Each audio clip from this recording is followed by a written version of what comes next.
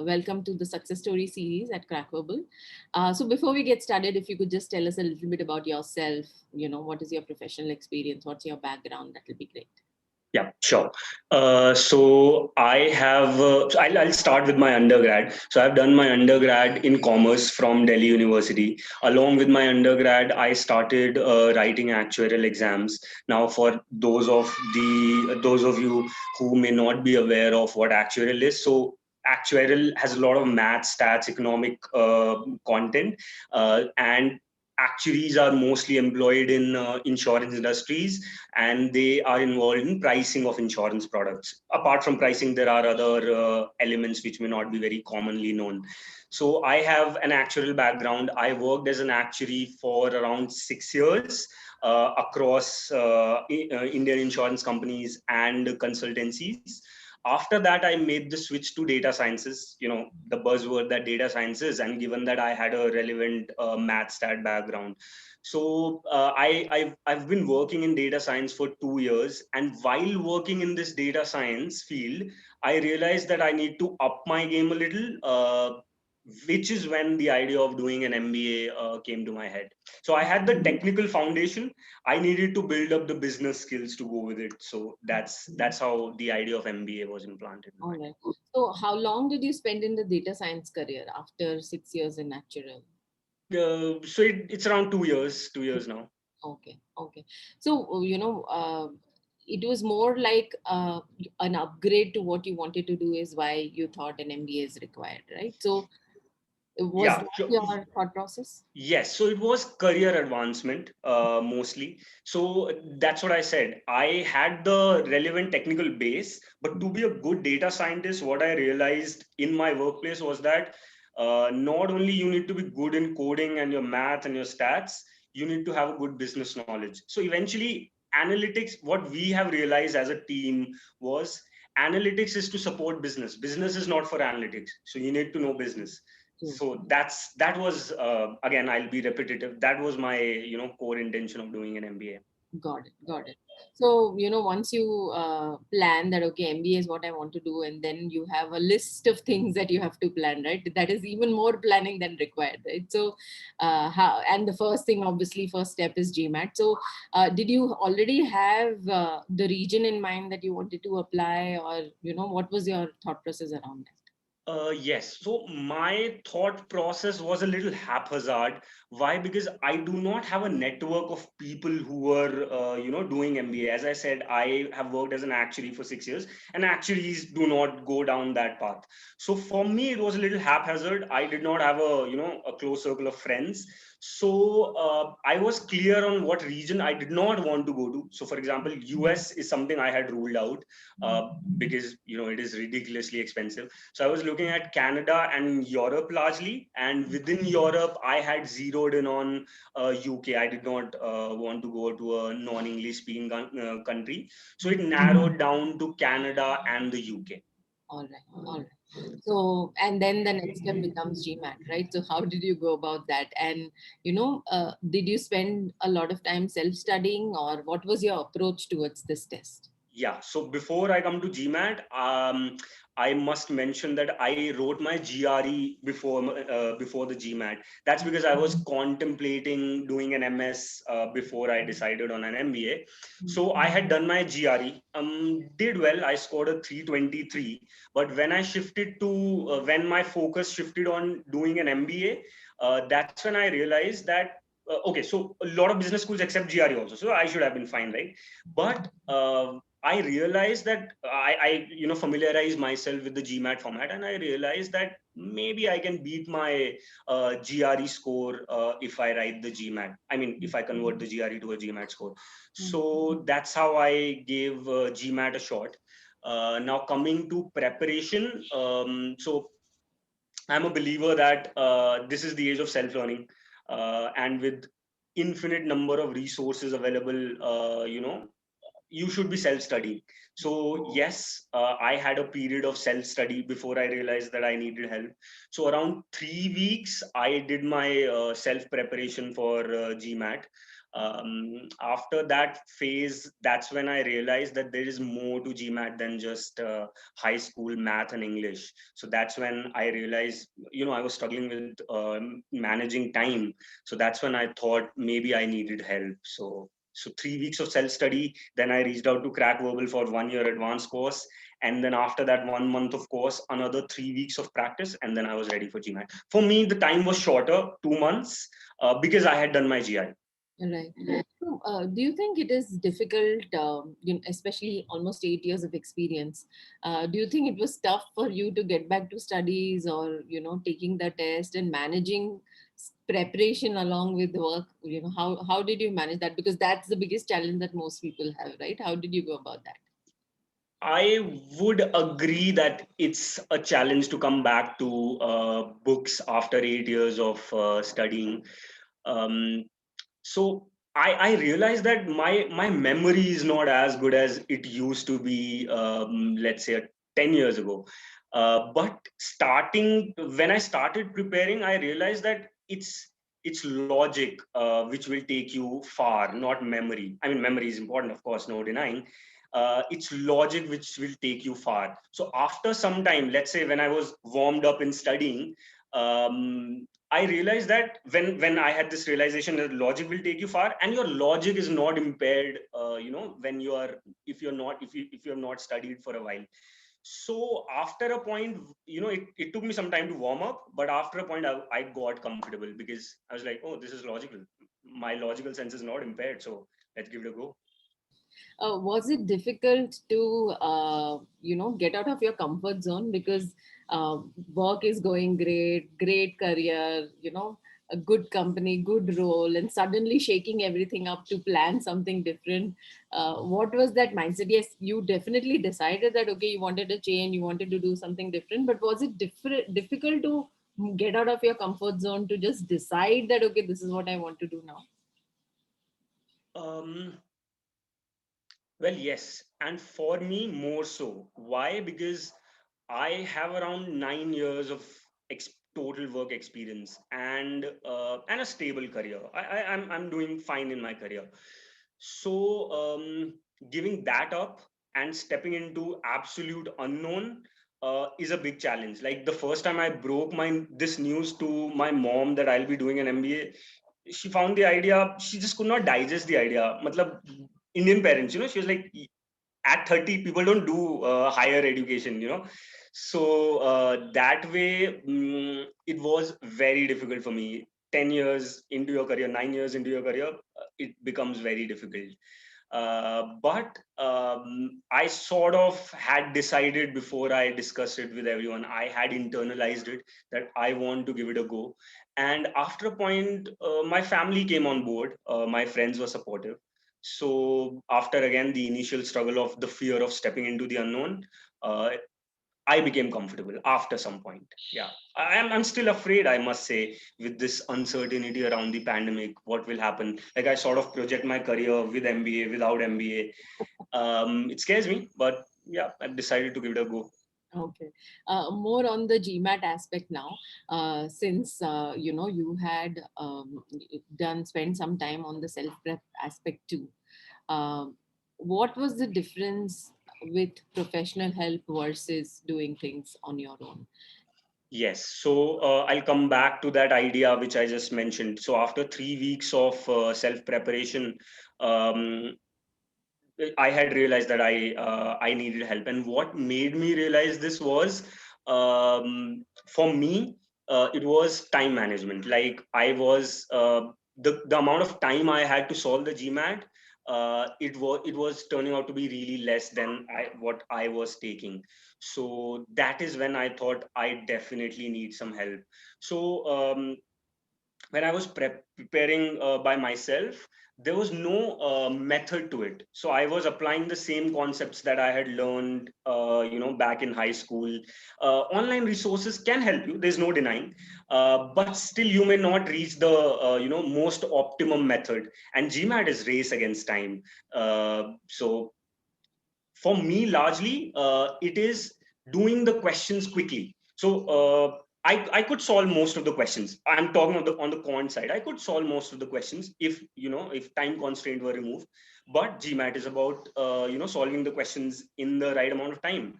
So for me, it is getting the right techniques, the tools, and solving questions in a methodical way, which allowed me to solve the questions in time. That is the one crucial difference of doing it yourself versus doing it, let's say, with Crackverbal. Right. So, between quant and verbal, so you're already, very comfortable with numbers, right? So, was verbal your main concern, or the quant part was also something that you wanted to brush up? What was your approach on that aspect? Yes. So on the quant side, for me, I thought I was doing good, but when I started doing mocks, I was stopping at 47, maybe I was touching 48, and I thought I could do well in quant. So that was my approach in quant. On the verbal side, while I was doing it myself, I was touching at 35, 36.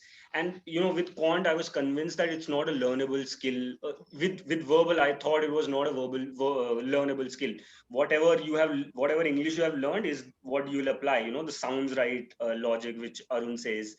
So primarily, my focus was on quant, because I was disappointed with the score I was getting. But when I did the course and I started doing English also, I realized no, there's a lot of method to English also, especially with reading comprehension. I was taking more time than one is expected to doing the reading comprehensions. So on the verbal side, also it helped me manage my time. Also on the sentence correction side, I was struggling with difficult questions. I mean, easy to medium questions I was able to manage, but the difficult questions is what where I was seeking help in sentence correction. Yeah. Right. So a lot of people say that, once you practice a lot, you start seeing a pattern in the kind of questions you see. And, that's how you actually use your judgment or your logic or your understanding of the concept to, actually get the question right. What was your strategy? Or, since it's also an adaptive test, you have to gradually increase your level of questions that you are solving, and making sure that you get those things also right. How was your strategy towards that approach? Sure. So, working on it for 2 months, I would say that I did not see like a very clear pattern of how the questions would evolve. But I'll give you one example. On speed and rate problem in quant, so I got to learn this standard technique. So there can be inexhaustible variety of questions in speed, distance, rates. Yeah. So, but I got to learn one approach which could handle all these inexhaustible varieties of questions. So this is one example I gave you. So, likewise, you learn many such approaches which would help you deal with multiple types of questions. So, my approach was to get these techniques, these tools and techniques, to internalize them, so that you could manage a lot of questions with limited number of tools, which would in turn help you manage time, because you would not waste first 20-30 seconds just to decide, first 20 seconds to decide, oh, what to do with this question. So that's what my approach was, to internalize all the tools that I learned. Right. So you mentioned RC was your, major pain point in the beginning, while you were preparing on your own.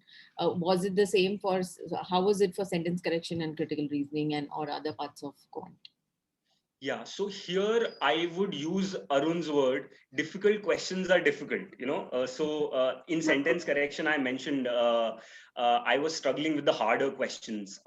Even mid-level questions I was able to do comfortably. So I was using the logic of sounds right, should be right. But when you reach difficult questions, the hard questions on sentence corrections, there are you can eliminate one or two options. In the end, there are 2 or 3 options left from which you just can't choose using the sounds right logic. There you need more science and more method and a structured way to approach those questions. So that was my sentence correction. On critical reasoning, honestly, I was not struggling much. I tended to do better. I think that was because I am from a background where there is a lot of logic and science. So I think I did well on critical reasoning. All right. So, how much time did you spend totally in your preparation? Because you mentioned you were short of time in terms of your exam plan also. So, how much time did you totally spend in your preparation? A little over 2 months, so it's split into three phases. First 3 weeks of self-study, post which I had the realization that I needed help. Then around 1 month of working with Crackable, I did the advanced course, and then 3 weeks of practice after that course, and I was ready for GMAT. I think this would be slightly lesser than average, correct? Slightly, yes. Yeah, but because I mentioned I had done my GRE, so I was familiar with the basics, so Right. that's why slightly less. So, did you take mock tests, or when did you feel that you are ready to take the real test? So I took one mock test during my first 3 weeks somewhere, which is when I had the realization, maybe I can do better with some professional help. So first mock test I did, right there. So that after that I kept doing mocks every, let's say, two weeks. So right in the middle of while I was doing the coaching with the Crack Oval, I did another mock, and then after that I did two more mocks. So for me it was like spread around. I did not wait. For me for to call myself fully prepared. Now I can give one mock. Mock means I just wanted to test the water, so I started early on. Okay. And were you like in the similar range? So, you finally on the GMAT, you ended up with a 710. So, on the mocks, were you on the similar range of So score? in my first mock, I started with a 680. Then I was hovering in that range for another one test, 690 maybe. And then in one test, I touched 720. But unfortunately, on the exam day, I could not beat that. Did you take the online version or the classroom, the offline version of the test?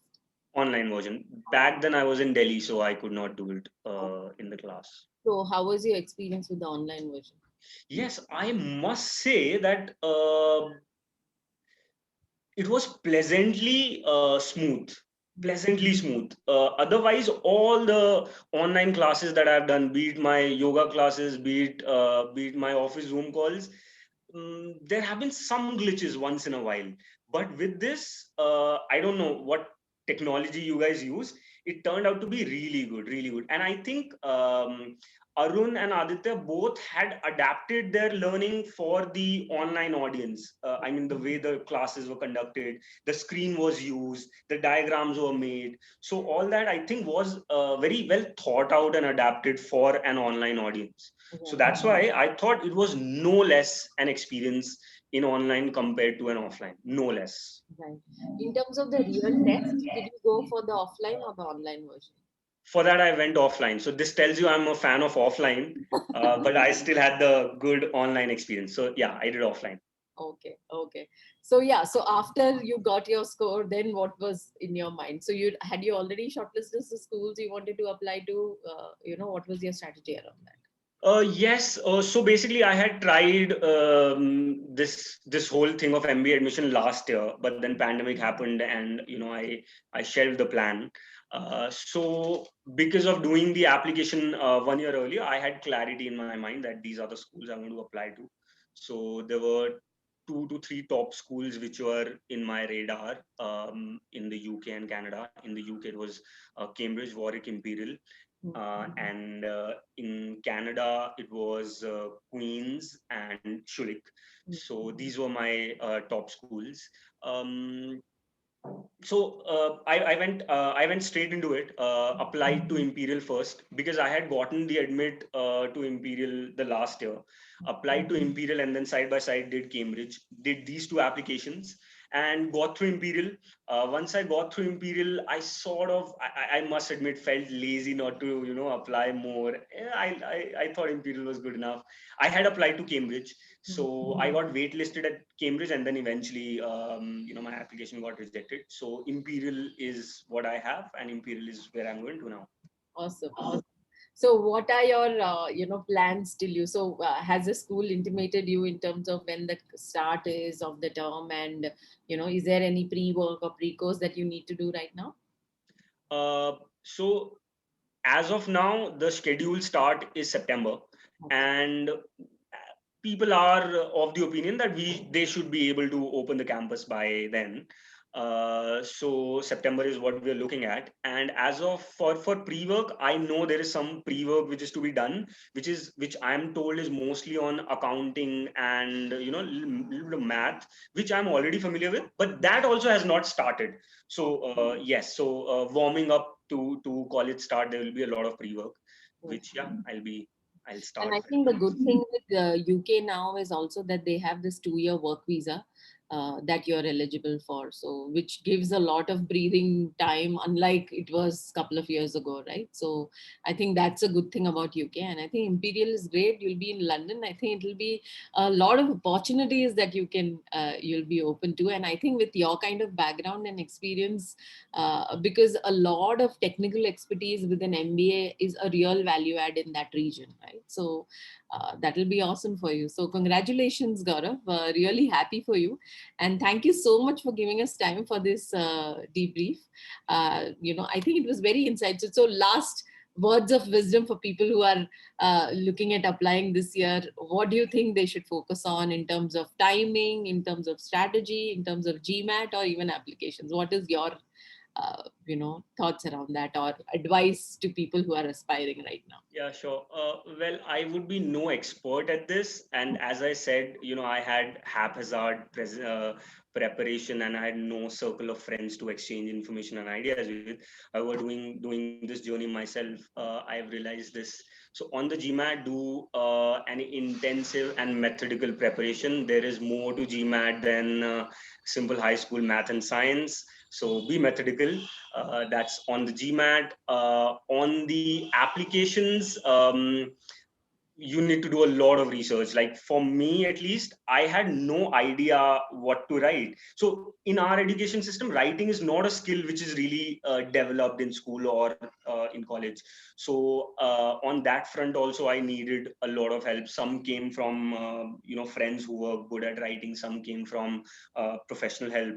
So you have to be really thoughtful and well researched when it comes to writing essays. And yeah, give your best. Yeah. Thank you so much. I think that's right, and uh, for some, and I believe there is a lot of it at stake with somebody with so much of experience who's looking at doing an MBA. Like I said, shaking up the entire thing to it's not Exactly. easy, and I completely agree with that. But still keeping your focus, making sure that you're clear on what you want to do, and pursuing it to make sure you get what you want is the key, right? So that makes the whole difference.